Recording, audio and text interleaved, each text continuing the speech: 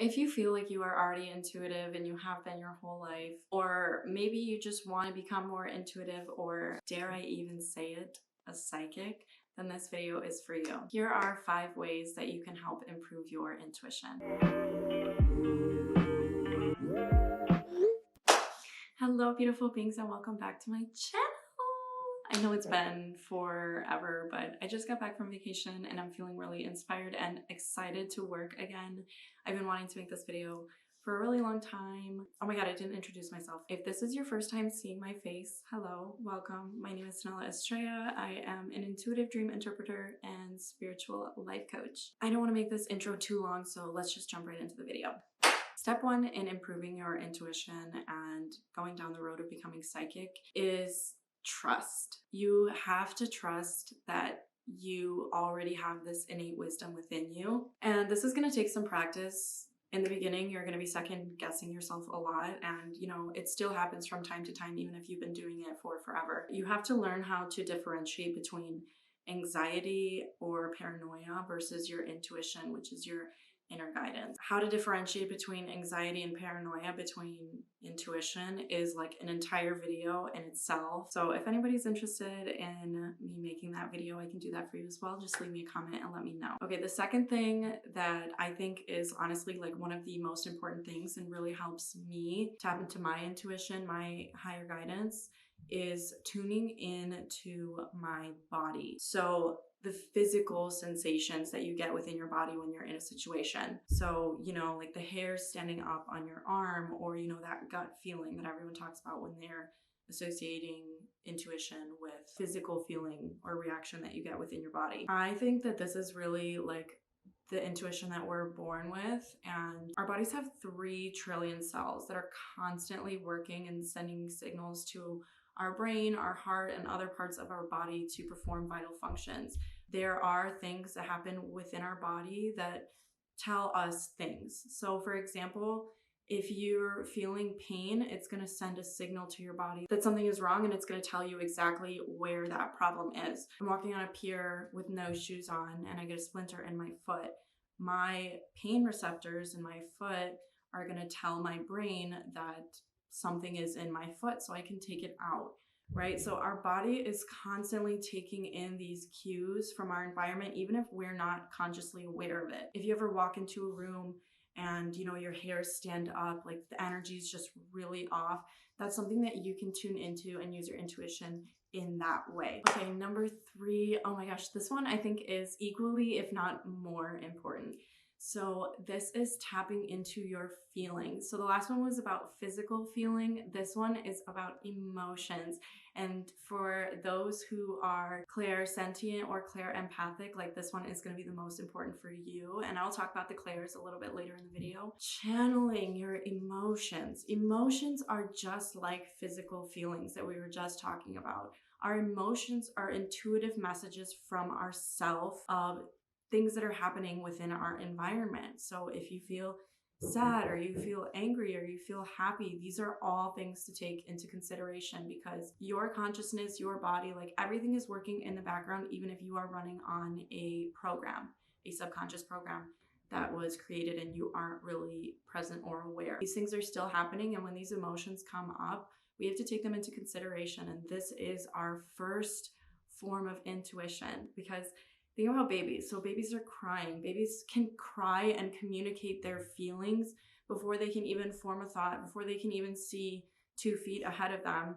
So this is our most innate form of communication, of intuitive messages from ourselves. So really harnessing your emotions, learning how to process them without psychoanalyzing them, but just kind of allowing them to come through and kind of processing the world around you through those emotions. Okay, number 4, this one is also really important. They're all really important. That's why they're in this video. Opening your third eye will open all kinds of doors for you spiritually, and some may be scared to do that, and that is okay. That just means that you're not quite ready yet, but there is some really amazing things that come with it. And even though I have seen some scary things since opening my third eye, I would never go back because most of it is absolutely amazing. I've had very few scary encounters since opening my third eye, and it's been in 2016. It's been 16, 17, 18. Oh my god. 7 years? Maybe it is. Oh my gosh. I can't believe it's already 2022. There's actually several ways that you can open your third eye. When I first started my spiritual journey, my first discovery was chakras. I was learning all about the 7 chakras, and the third eye, or your pineal gland, is your 6th chakra, and it's just above your eyebrows in your forehead. So I opened mine naturally just through visualization. I took the steps to try and balance my other chakras first. This is actually the book that I used. It is so old, it is literally like falling apart, but it's a really easy read. It's mostly pictures. It talks about different crystals you can use to heal and balance your chakras. And it took me between 6 months to a year to fully open my third eye. Now, you don't have to wait that long, but I do not recommend, if you come across a video that says how to open your eye in 30 seconds, 60 seconds, 1 day, I really don't recommend that, because then you are forcing it open abruptly, and that's when the ugly stuff comes through. Because if you are not vibrationally ready to open your third eye, that's when this really scary stuff can come through.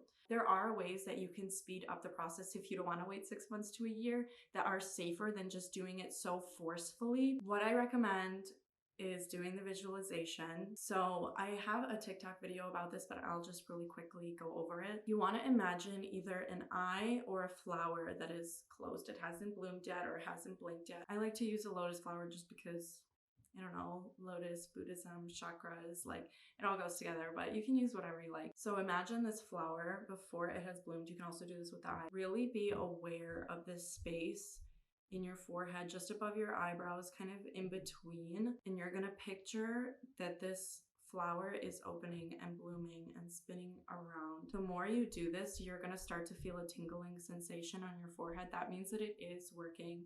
And this will also help you kind of connect to your body within the physical sensations that come with intuition. But just practice this every day until you feel like you're ready. If you want to speed up the process by decalcifying your third eye, which is your pineal gland, it is an actual gland in your brain. I talk about this all the time. You can use shilajit. It's a 100% natural material. It is made out of decomposed plant materials, and it's kind of like this tar. It's a resin. I've been using it every day for a year, and that will help decalcify your third eye. And what I mean by that is that when we're born, our pineal gland is fleshy, it's healthy, but over time, through exposure to fluoride and other neurotoxins, the third eye becomes calcified. So it becomes hard, it becomes white, but you can always decalcify because your brain is alive, your body is constantly healing and recovering itself. And the shilajit just helps to remove the fluoride and the toxins through the fulvic acid that is in it. I will put a link to that in the description. And of course, you can always use code SANELLA for 10% off your order. I do also recommend, if you are able to, fluoride-free water can be very, very expensive to get. They do make reverse osmosis filters for water. Those are expensive, but they also make water bottles, and you can spend about $50 and it'll last you forever. I highly, highly, highly recommend to stop using fluoride products because you're putting it more in your body. There's such minuscule amounts in water. You can get away with not drinking it if you are taking your shilajit and, cleansing your third eye. But there is a lot of fluoride in toothpaste, and it's going straight into your mouth, into your bloodstream, into your brain. So there are plenty of fluoride-free options. If you like super minty toothpaste, the Moon fluoride-free it's spicy. All right, that was really long, so let's move on. Okay, number 5, be aware of the clairs. What clair means is clear. So traditionally there are 4 clairs. So there's clairvoyance, which is clear seeing, clairaudience, which is clear hearing, clairsentience, which is clear feeling, which can be physical. If you touch an object, you can kind of get information about that. Or some people say that it's through our emotions, as in feelings. And then there's claircognizance, which is clear knowing. You just know. More recently, I'm hearing the term clairempathy, which is different than clairsentience.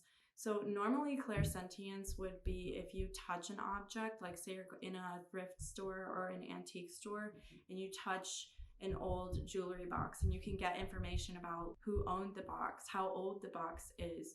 But clairempathy is when you can intake information and predict the future through feelings, through emotions. So this is also, a lot of what you hear with being an empath is that you can feel and take on other people's emotions.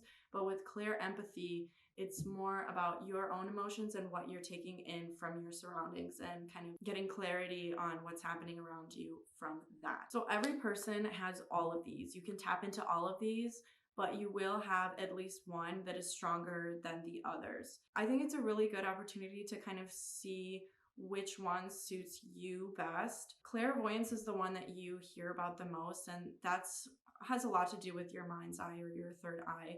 And that's where you get visions, and some people might be able to see energy or auras, and we can all tap into this. Clairaudience is the clear hearing, but it doesn't necessarily mean that you're going to be hearing it with your physical ear. So clairaudience, a lot of times it comes up as a thought that you hear within your head, like as if you're having your own internal dialogue.